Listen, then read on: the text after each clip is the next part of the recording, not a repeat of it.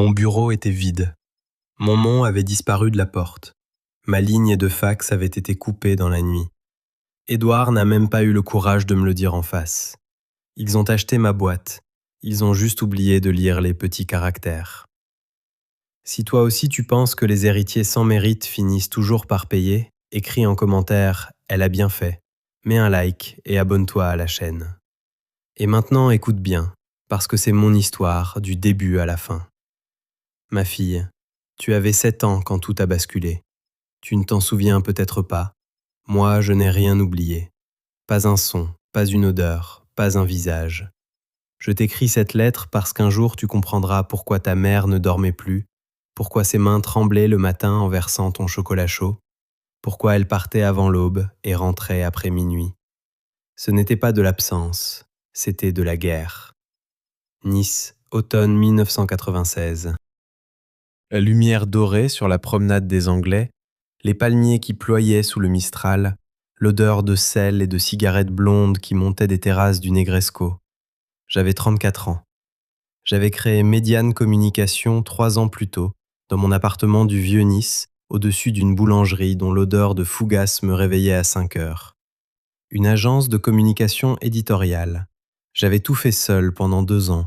Les maquettes sur mon Macintosh, le démarchage client avec mon Minitel et mon culot, les nuits blanches à corriger des épreuves sous la lampe halogène. Puis les premiers contrats, puis les premiers employés, puis la levée de fonds.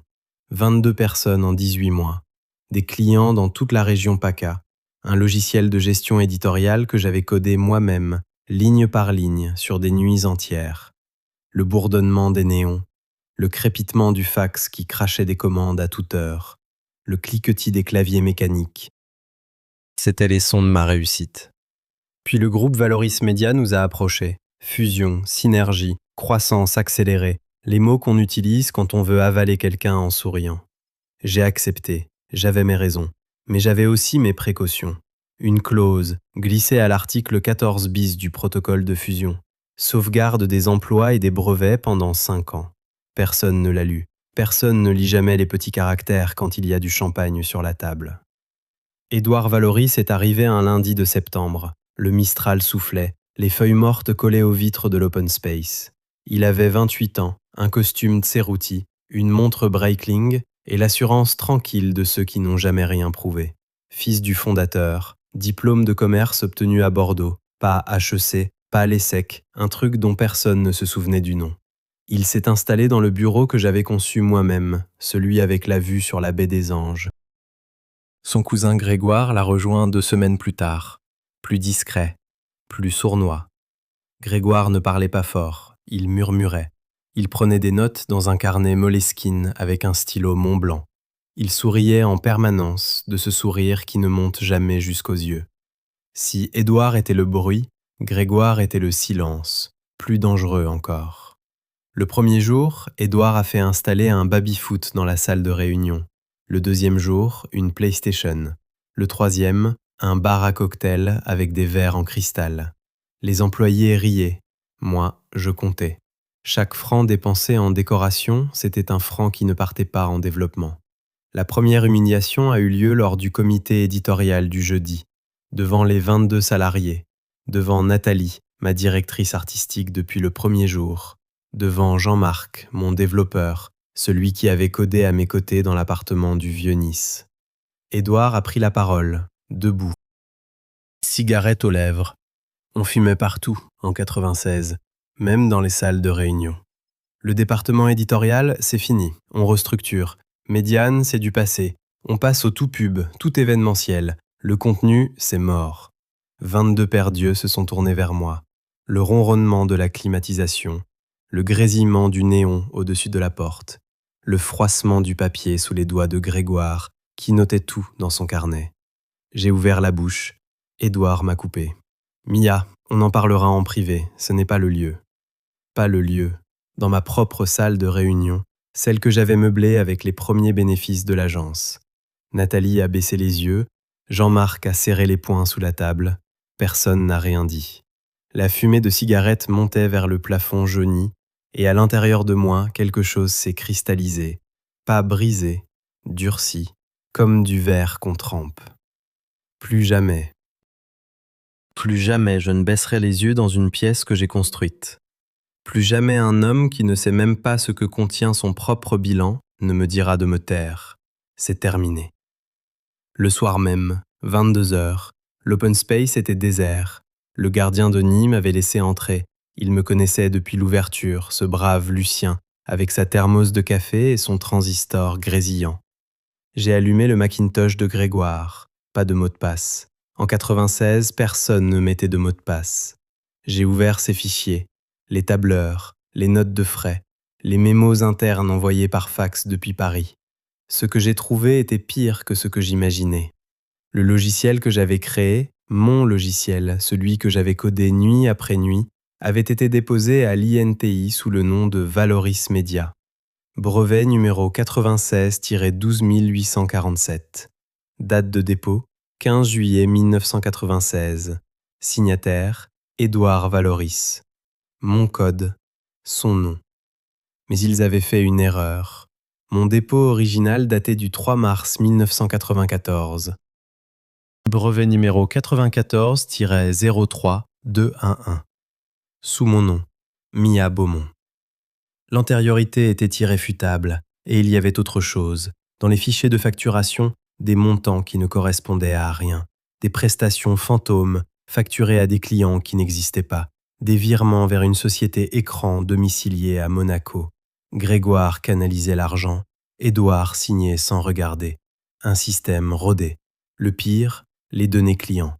Notre logiciel gérait les fichiers de diffusion de 3 quotidiens régionaux, des centaines de milliers d'abonnés, adresses, numéros de téléphone, informations bancaires pour les prélèvements.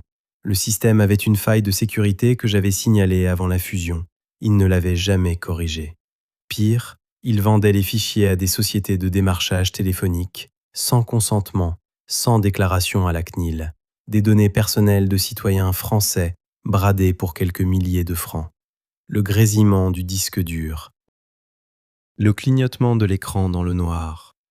Le tac-tac lointain de la pluie d'automne sur les vitres. J'ai inséré une disquette dans le lecteur. J'ai tout copié. Les semaines suivantes, ils ont resserré l'étau. Méthode classique, la grenouille dans l'eau chaude. D'abord, mes missions. Le compte Riviera Publications que j'avais décroché moi-même, transféré à Édouard. Le budget éditorial du festival de Cannes Lions, confié à un stagiaire. Mes réunions clients, reprogrammées sans moi. Puis le bureau. Un matin, mes affaires avaient été déplacées. Plus de vue sur la baie, un cagibi au fond du couloir, entre les archives et la photocopieuse.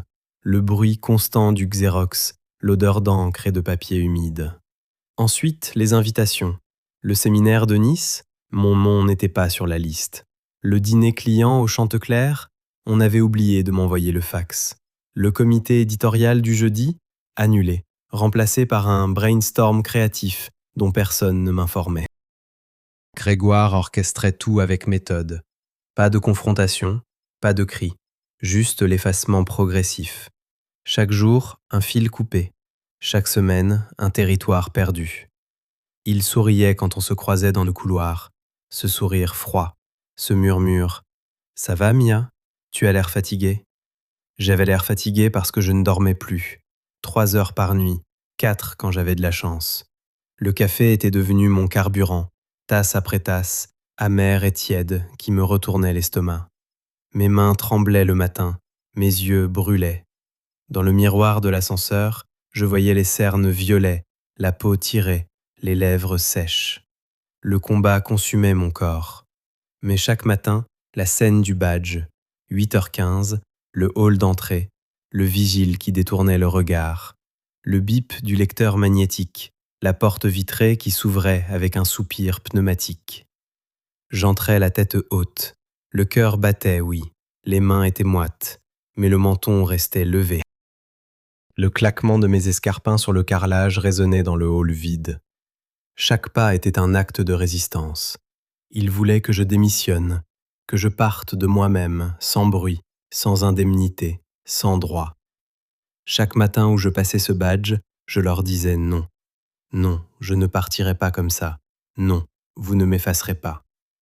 La secrétaire de direction, Françoise, une femme sèche qui répondait au téléphone avec une voix de velours, et classait ses dossiers avec une précision militaire, me regardait entrer chaque matin. Au début avec pitié, puis avec quelque chose qui ressemblait à du respect. « Ma fille, il faut que tu saches d'où je viens. Pas du bon côté de Lyon, pas du 6e arrondissement. Ma mère était institutrice à Villeurbanne. Mon père tenait une librairie qui ne gagnait rien. Éducation classique, oui, livres partout, musique le dimanche, conjugaison latine au dessert. Mais pas le bon réseau, pas les dîners dans le 8e parisien. Pas les stages chez papa, pas les week-ends à Megève. Quand j'avais 16 ans, la librairie a fait faillite. Mon père a pleuré pour la première fois, ma mère a pris un 2e poste, et moi, j'ai juré que je ne perdrais jamais ce que j'avais construit, pas sans me battre, pas en silence. La préparation a duré 6 semaines, 6 semaines de double vie. Le jour, la salariée modèle, souriante, ponctuelle, qui ne bronchait pas quand on lui retirait un dossier de plus. La nuit, l'enquêtrice. J'ai contacté maître Delphine Rougier, avocate spécialisée en propriété intellectuelle, bureau sur la promenade du Paillon, petite, nerveuse, des lunettes rondes et une voix tranchante comme un rasoir. Elle a regardé mes documents, le brevet original, le brevet volé, les factures fantômes, et elle a sifflé entre ses dents. Ils sont fous ou ils sont idiots? Les deux, Delphine, les deux. J'ai retrouvé Nathalie dans un café du port. Elle tremblait, non pas de froid, de colère. Elle m'a raconté. Grégoire lui avait proposé une augmentation contre... Elle n'a pas fini sa phrase. Je n'avais pas besoin qu'elle finisse. Harcèlement. Pas un incident isolé. 3 autres femmes de l'agence, toutes en silence, toutes terrifiées. Ce n'était plus ma bataille seule, c'était la leur aussi, celle de Nathalie, de Sophie la comptable, qui avait vu les virements vers Monaco et n'osait rien dire, de Claire la rédactrice, dont les textes étaient signés par Édouard dans les publications, de Lucien le gardien, à qui on devait 4 mois de salaire. J'ai constitué mon dossier, méticuleusement, copie des brevets INPI avec date de dépôt, relevé de facturation, note de frais de Grégoire, 3 allers-retours à Dubaï en classe affaires en 2 mois pendant que les salariés attendaient leur prime de fin d'année. Témoignage écrit, signé, daté. La disquette, mon Graal, ma preuve, enfermée dans le coffre de maître Rougier. Larmes. Signalement anonyme à l'audit interne du groupe Valoris. Copie au conseil d'administration. Copie à la CNIL pour les données clients. L'article 14 bis du contrat de fusion en pièces jointes. 6 semaines. Le bruit du fax à 3 heures du matin. L'odeur d'encre des photocopies. Le goût métallique du café réchauffé. Mon corps qui lâchait un peu plus chaque jour. Mais ma tête claire, froide, méthodique. C'est alors qu'Édouard m'a convoqué, un vendredi soir, octobre. Le soleil couchant embrasait la baie des Anges derrière les vitres de son bureau loft. Il avait déboutonné sa veste, verre de whisky à la main, la PlayStation éteinte pour une fois. Grégoire était là aussi, dans l'ombre, son carnet sur les genoux. « Mia, assieds-toi. » Le cuir du fauteuil a grincé sous moi, l'odeur de cigare froid, le ronronnement du climatiseur. On va être franc, tu n'es pas heureuse ici, on le voit, on n'est pas aveugle. Grégoire a souri, ce sourire. On a une proposition. Directrice de la communication corporate du groupe, basée à Paris, bureau avenue Montaigne, salaire doublé, prime de bienvenue de 300 000 francs. Silence. Le tic-tac de la Breitling d'Édouard. En échange, tu signes une clause de confidentialité. Tu oublies Médiane. Tu oublies le logiciel. Tu oublies tout. 300 000 francs. Avenue Montaigne. Le titre. Le pouvoir apparent. Tout ce que la petite fille de Villeurbanne aurait dû accepter en tremblant de gratitude. Grégoire a murmuré. C'est une offre généreuse, Mia. Très généreuse. Il serait dommage de passer à côté. Sous-entendu limpide. Prends l'argent ou prends la porte. Il n'y a pas de 3e option. J'ai regardé Édouard, j'ai regardé Grégoire, j'ai pensé à Nathalie, à Sophie, à Claire, à Lucien et ses 4 mois de salaire, aux centaines de milliers de personnes dont les données étaient vendues sans leur consentement. Je vais y réfléchir. Je suis sorti, le claquement de mes talons sur le marbre. Le sifflement de l'ascenseur, le silence du parking souterrain. J'ai dit non dans ma tête avant même de franchir la porte, mais il ne fallait pas qu'il le sache. Pas encore. Le plan devait s'activer le 15 novembre, le jour du conseil d'administration trimestriel du groupe Valoris à Cannes, au Palais des Festivals. Ironie parfaite. Maître Rougier devait remettre le dossier en main propre au président du conseil. Le signalement à l'audit interne devait partir le matin même par fax. La copie à la CNIL simultanément. Le 14 novembre au soir, tout a basculé. Le coffre de Maître Rougier a été fracturé. Le dossier original volé. La disquette disparue. Grégoire, ça ne pouvait être que lui. Son réseau, ses murmures, ses contacts. J'ai cru que tout était perdu. 2 heures du matin. Mon appartement du Vieux-Nice. Le bruit de la mer en contrebas. L'insomnie qui se transformait en nausée. Mes mains tremblaient si fort que je ne pouvais plus tenir mon stylo. Puis le téléphone a sonné. Sophie. Mia, la comptabilité a été auditée d'urgence ce soir. Un audit surprise déclenché par Paris. Ils ont trouvé les virements vers Monaco. Édouard est convoqué demain à Cannes. Le vol du dossier avait déclenché une alerte. En fracturant le coffre d'une avocate, Grégoire avait commis un délit pénal.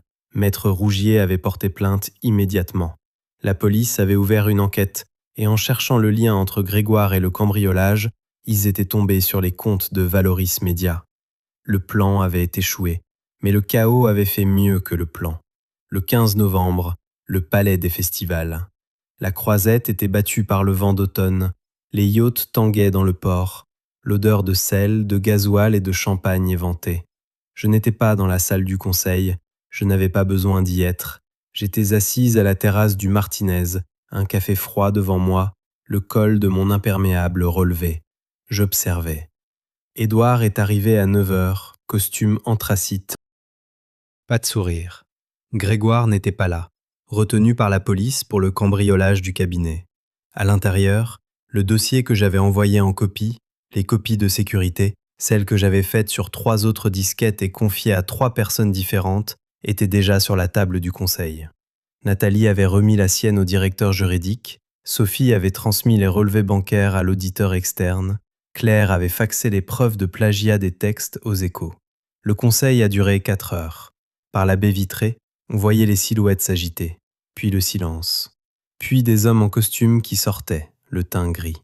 L'aveu est venu plus tard. Je l'ai appris par Françoise, la secrétaire de direction, celle qui me regardait entrer chaque matin. Elle avait pris des notes, comme toujours, avec sa précision militaire. Quand le président du conseil avait posé le brevet INPI 94-03211 sur la table et demandé des explications, Édouard avait répondu, par réflexe, par arrogance, par panique. Écoutez, le logiciel c'est un détail, on l'a juste redéposé pour simplifier. De toute façon, Beaumont n'avait pas les épaules pour gérer ça à l'échelle du groupe. C'est une femme de province, elle code dans son coin, elle ne comprend pas les enjeux stratégiques. Il venait d'avouer le vol, devant 12 membres du conseil d'administration, avec Françoise qui notait. Le silence dans la salle, m'a raconté Françoise, était si épais qu'on entendait le cri des mouettes sur le port. La cascade a été rapide, brutale, précise.